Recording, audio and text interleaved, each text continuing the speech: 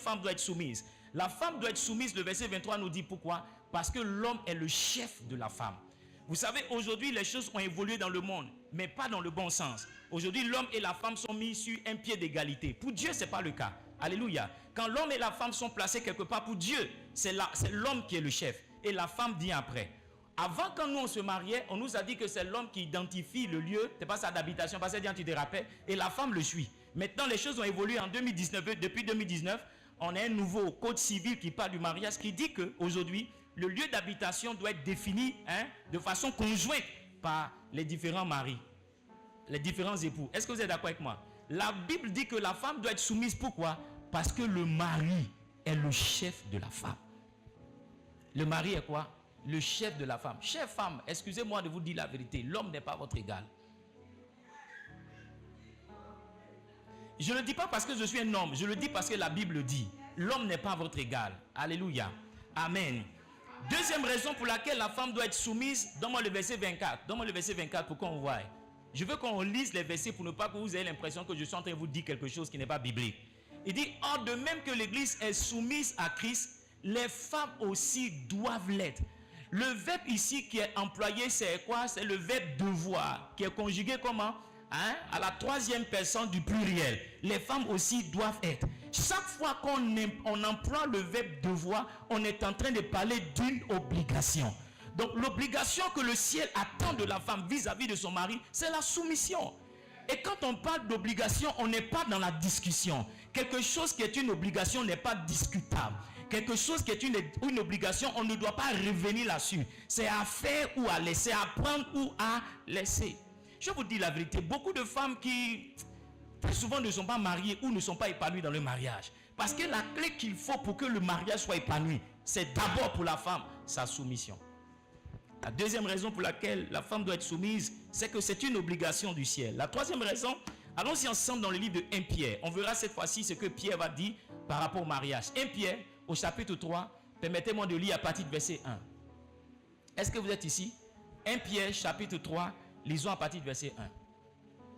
Femmes, est-ce qu'on peut lire ensemble? 1, 2, 3, uniquement que les femmes. 1, 2, 3, go, on y va. Femmes, soyez de même soumises à vos maris, afin que si quelques-uns n'obéissent point à la parole, ils soient gagnés sans parole par la conduite de leur femme. La soumission, c'est une conduite qu'une femme doit avoir vis-à-vis de son mari, qui en réalité amène son mari à se pencher vers elle d'une certaine manière. Aucun homme ne reste insensible à la soumission de sa femme. Les femmes qui ont réussi à gagner leur femme, les femmes qui ont réussi à gagner leur mari, à marcher avec leur mari d'une certaine manière, ce sont des femmes qui sont soumises. Ce sont des femmes qui sont comment? Qui sont soumises. Qui sont soumises. Écoutez, aller à la guerre contre votre mari, ça ne va rien résoudre. Ça va encore compliquer davantage le problème. Mais par votre soumission, vous pourrez gagner votre mari. Par votre soumission et par votre conduite, vous pouvez gagner votre mari. Les maris qui sont aimants et qui sont au moins besoin de leur femme, ce sont des maris qui ont trouvé une femme soumise. Yes. Ce sont des maris qui ont trouvé une femme soumise. Les rebelles finissent dans le divorce. Les rebelles finissent par prendre leurs affaires et retourner chez leurs parents. Il n'y a que les femmes soumises qui réussissent dans le mariage. Maintenant, laissez-moi vous dire, tout homme n'est pas parfait, très souvent quand le mariage commence. Mais c'est par la conduite de son conjoint qu'on finit par gagner l'autre. J'ai observé que l'une des plus grandes clés dans le mariage, c'est de permettre, c'est lorsque l'époux s'améliore dans le mariage. Ça veut dire que quand quelqu'un se bonifie, il amène l'autre aussi à devenir meilleur. Si quelqu'un devient meilleur, il amène l'autre à devenir meilleur. Yes. Donc la rébellion, ça va finir dans des palabres, des dents qui vont se casser, les bras qui vont se casser, des gens qui vont mourir à gauche et à droite. Regardons le verset 2. Regardons le verset 2. C'est quoi la soumission? Le verset 2. Il dit, en voyant votre manière de vivre chaste et réservée. Une femme qui est soumise, c'est une femme qui est chaste, c'est une femme qui est réservée. C'est une femme qui n'a pas un certain caractère dans le foyer. Et mes jeunes soeurs qui sont là, mes jeunes soeurs qui sont là, mes mamans qui sont là, ce qui est difficile aujourd'hui pour vous dans le foyer, c'est le caractère. Le caractère. Le fait que quelques-unes soient allées un peu à l'école fait qu'elles n'acceptent pas qu'on leur parle d'une certaine manière, qu'on se comporte avec elles d'une certaine manière. Il n'y a plus de réserve dans le mariage. Ce qu'une femme ne devrait pas dire, c'est ce qu'elle dit. Ce qu'une femme ne devrait pas faire, c'est ce qu'elle fait. Pourquoi? Parce qu'elle n'a plus cette manière de réserver, de marcher avec. Je l'ai dit ici pour ceux qui sont dans cette église et pour ceux qui nous rejoignent pour la première fois. J'ai partagé un témoignage avec mes propres parents. Mon père est décédé il y a 3 ans de cela maintenant. Mais mes parents, je suis né dans le mariage, alléluia. Avant que je ne naisse, mes parents étaient déjà mariés. Je n'ai jamais vu mon père et ma mère se chamailler, se discuter. Ce n'est jamais arrivé jusqu'à la mort de mon papa. Maintenant, laissez-moi vous dire, ce n'était pas parce que mon père était un homme excellemment bon. C'était parce que ma maman était une femme soumise. C'était parce que ma maman ne s'arrêtait pas pour demander certains comptes à mon père ou réclamer certaines choses. Ce qui nous manque aujourd'hui, c'est cette réelle valeur qu'on n'a plus aujourd'hui dans le monde. Parce que le monde nous enseigne autre chose. Le monde nous enseigne autre chose. On a des vipères, on a des panthères et on a des guépards aujourd'hui qui sont rentrés dans le mariage, mais avec des caractères d'animaux et qui rendent le mariage difficile. La réelle soumission, c'est une manière réservée qu'une femme a de vivre. La réelle soumission, c'est un ensemble de conduites qu'une femme a dans le mariage.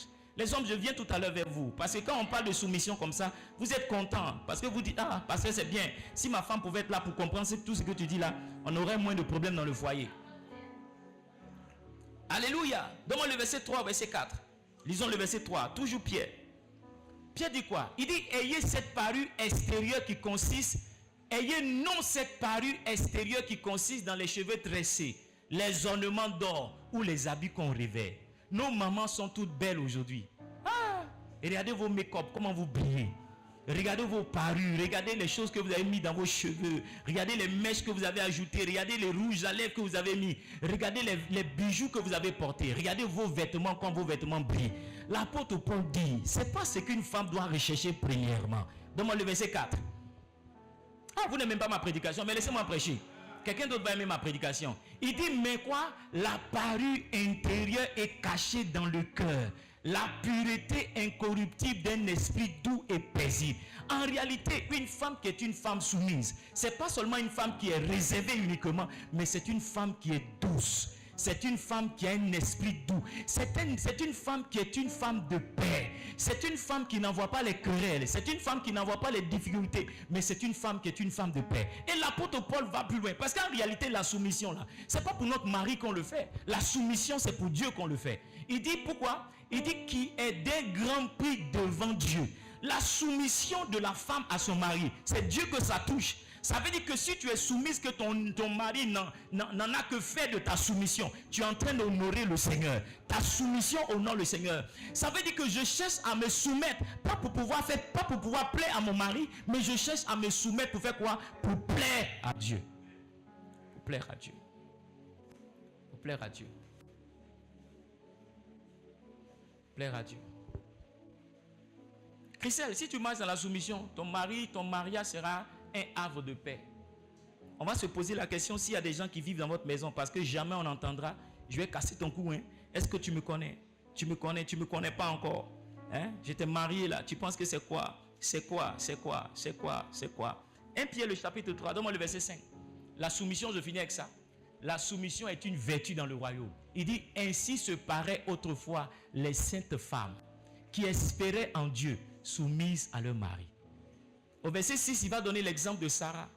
Si Sarah est notre mère, nous devons ressembler à Sarah. Et la Bible dit que nos mamans d'autrefois, la parure avec laquelle elles se couvraient, ce n'était pas les choses qui étaient extérieures, c'était d'abord les choses qui étaient intérieures. J'ai rien contre le make-up. Non, j'ai rien contre le make-up. Moi-même, quelquefois, je fais make-up pour passer à la télé. Amen. J'ai rien contre les parures extérieures. Mais ce que je veux qu'une femme recherche d'abord en premier, c'est une certaine qualité de cœur. C'est une vie chaste et réservée. C'est un cœur paisible, c'est un cœur aimant. C'est une manière qu'une femme normalement devrait avoir de se comporter. Maintenant, laissez-moi vous dire, parce que le Saint-Esprit est en train de me dire quelque chose. Vous qui vous mettez en relation avec avant le temps, certains hommes avec lesquels vous vous mettez, c'est ces hommes-là qui finissent par vous rendre amers. C'est ces hommes-là qui finissent par vous rendre comme des tigresses. Parce que le premier qui t'a déçu va t'amener à te méfier du second qui va venir. Est-ce que je suis dans la bonne église ou bien je me suis trompé d'église? Le second qui va te décevoir va t'amener à te méfier du troisième qui va... Arrivé un moment, tu vas dire que les hommes, il n'y a pas qui est bon. Il n'y a pas un qui est bon. Ils sont tous mauvais. Ils ont même père, même mère. Les hommes, il y en a qui sont bons. Moi, j'en fais partie. Tu vois? Si tu veux essayer les hommes avant ton temps, ils vont finir par déchirer ton cœur. Ils vont jouer ping-pong avec ton cœur. Arrivé un moment, tu auras un cœur endurci. Quand tu vas rentrer dans le foyer maintenant, qui est ton foyer que Dieu t'a donné, tu vas rentrer avec un caractère de tigresse. Parce que les gens qui ont précédé ton mari t'ont tellement déçu dans le cœur, ils t'ont donné tellement de gourmets pour parler comme les Ivoiriens, que maintenant tu as développé une certaine amure pour ne pas que quelqu'un d'autre te blesse. Est-ce que vous comprenez ce que je suis en train de dire? Ma prière pour les femmes qui sont ici, c'est que Dieu lui-même vous guérisse de toutes les blessures que vos faux gars vous ont données avant de connaître le mariage. Si tu es dans une relation avec un faux gars, je prie que Dieu te donne la force de sortir de cette relation.